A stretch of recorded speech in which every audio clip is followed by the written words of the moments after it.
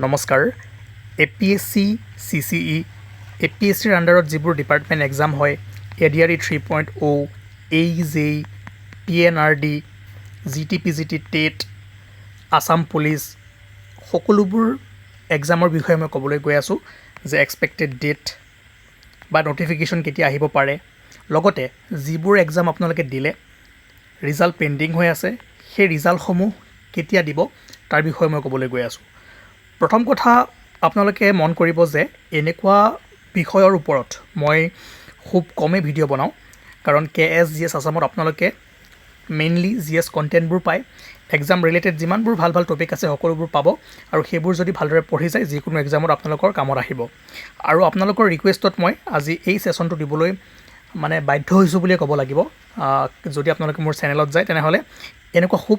কম সংখ্যক ভিডিঅ' পাব বাৰু যি কি নহওক মই প্ৰথমে APSC CCৰ বিষয়ে ক'বলৈ গৈ আছোঁ 2026 কেতিয়া নটিফিকেশ্যন আহিব পাৰে চাওক মই আৰু এটা কথা ক'ব ওলাইছোঁ কালিলৈ 9 তাৰিখ এইটো বহুত গুৰুত্বপূৰ্ণ দিন সকলোৱে যাব ভোট দিব আৰু আজি আৰু কালি এই দুটা দিন আপোনালোকে অলপমান অপেক্ষা কৰক ঠিক আছে প্ৰথমে ভোটটো দিয়া হওক তাৰ পাছত 10, 11, 12 এই কেইদিনৰ ভিতৰত বহুতো নটিফিকেশ্যন আপোনালোকে পাব ঠিক আছে এতিয়া প্ৰথম মই CCৰ বিষয়ে যদি কওঁ আপোনালোকে 10, 11 বা 12 নহ'লে বিহুৰ পিছত নটিফিকেশ্যন পাব ঠিক আছে ইয়াৰ নটিফিকেশ্যনটো ওলাব পাৰে নতুন গভৰ্ণমেণ্ট আহক বা নাহক ইমান মেটাৰ নকৰে কিন্তু এটা কথা মন কৰিব যিবোৰ ADRE 3.0 হওক বা বেলেগ ডিপাৰ্টমেণ্ট এক্সামেই হওক APSCৰ ঠিক আছে বা GTPGT টেট আসাম পুলিচ এই এক্সামবোৰৰ নটিফিকেশ্যন নতুন চৰকাৰ নোহোৱালৈকে নাহে ঠিক আছে চ' আপোনালোকে মে' মাহলৈ অপেক্ষা কৰিব লাগিব ঠিক আছে মই কি ক'লোঁ নতুন নটিফিকেশ্যন কেতিয়া আহিব নতুন চৰকাৰ গঠন হোৱাৰ পাছতহে অহাৰ সম্ভাৱনা আছে কিন্তু CCE হয়তো আপোনালোকে 10, 11, 12 এই কেইদিনত দেখিব পাৰে নহ'লে বিহুৰ পিছত দেখিব ঠিক আছে মষ্ট মানে এইটো মই কি ক'ম আৰু যিমানখিনি মই গম পাইছোঁ বা যিমানখিনি মোৰ বেষ্ট দিব পাৰিছোঁ বেষ্ট ইনফৰমেশ্যন ল'ব পাৰিছোঁ তাৰ ওপৰত ভিত্তি কৰি মই কৈছোঁ যদি দেৰি হয় দুদিন দেৰি হ'ব পাৰে কিন্তু বাকী যিবোৰ এক্সাম আছে সেইবোৰ নতুন গভৰ্ণমেণ্ট অহাৰ পাছত হ'ব এতিয়া ছেকেণ্ড কথা ধৰক যিবোৰ এক্সামৰ নটিফিকেশ্যন আহিছে এতিয়ালৈকে পৰীক্ষা হোৱা নাই ঠিক আছে সেইবোৰৰ কিন্তু আপোনালোকে 9 তাৰিখৰ পাছত 10, 11, 12 বা বিহুৰ আগে পাছে এইখিনি সময়ত নটিফিকেশ্যন পাই যাব যে কেতিয়া এক্সাম হ'ব যিবোৰ অলৰেডি এডভাৰটাইজমেণ্ট আহি গৈছে ঠিক আছে সেইবোৰৰ এক্সাম ডেট আপোনালোকে পাই যাব ভালদৰে কথাবোৰ মন দি শুনক মই কি কৈ আছোঁ ঠিক আছে তাৰ পাছত পেণ্ডিং ৰিজাল্ট হয়নে যিবোৰ পৰীক্ষা আপোনালোকে দিলে এতিয়ালৈকে ৰিজাল্ট অহা নাই সেইবোৰ আপোনালোকে 9 তাৰিখৰ পাছত 9 এপ্ৰিলৰ পাছত ধৰক 10, 11, 12 এইকেইদিন আপোনালোকে বহুত নটিফিকেশ্যন পাব বহুত ৰিজাল্টছ পাব ঠিক আছে চ' 9 তাৰিখ দিনটো যাবলৈ দিয়ক প্ৰত্যেকজনে ভোট কৰক এইটো গুৰুত্বপূৰ্ণ দিন হয় আপোনাৰ এটা ভোটে দেশৰ ৰাজ্যৰ ভৱিষ্যত নিৰ্ণয় কৰিব পাৰে গতিকে এই দুটা দিন ধৈৰ্য ধৰি আপোনালোকে 10, 11, 12 কাৰণে অপেক্ষা কৰক বহুখিনি ৰিজাল্ট পাব আপোনালোকে ঠিক আছে ভালদৰে মন দি শুনক যিটো CCE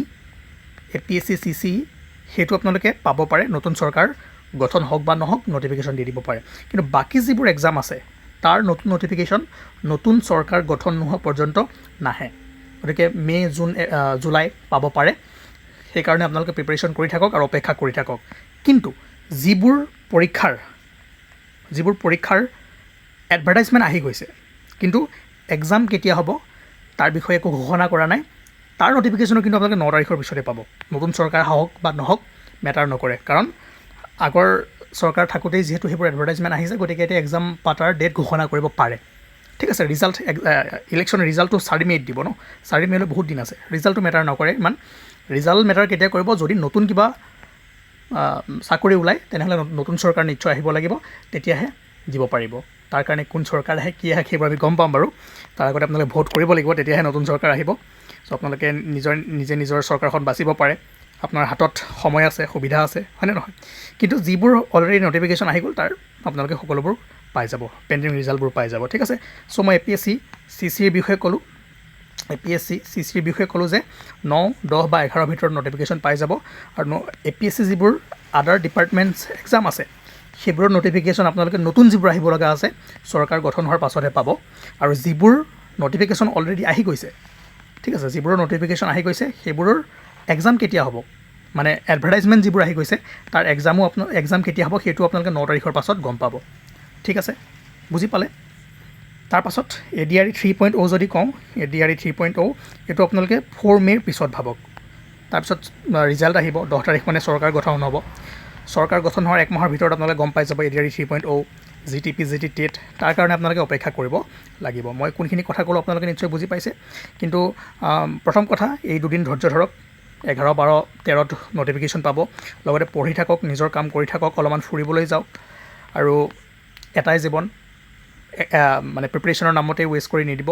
সকলোবোৰ কাম কৰক, কুল থাকক, বেছি ফ্ৰাষ্ট্ৰেটেড হৈ নাথাকিব।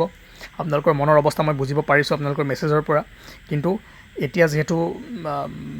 দিন চমু চাপি আহি আছে, আপোনালোকে নটিফিকেশ্যন হওক, ৰিজাল্ট হওক, সকলোবোৰ বস্তু একেলগে পাব। গতিকে সাজু থাকক, যিকোনো মুহূৰ্ততে যিকোনো